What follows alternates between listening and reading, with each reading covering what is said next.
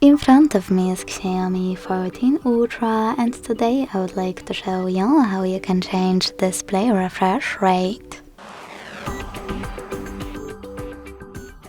Begin by opening settings and scrolling down to access display and brightness.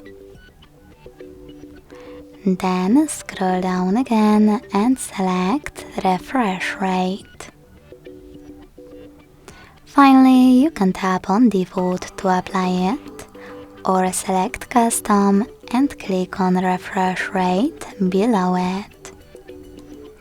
Then apply one of those options by clicking on the chosen one and go back.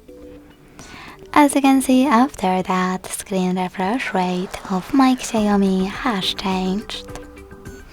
Thanks so much for watching. If you enjoyed this video, don't forget to leave a like, comment and subscribe. Bye!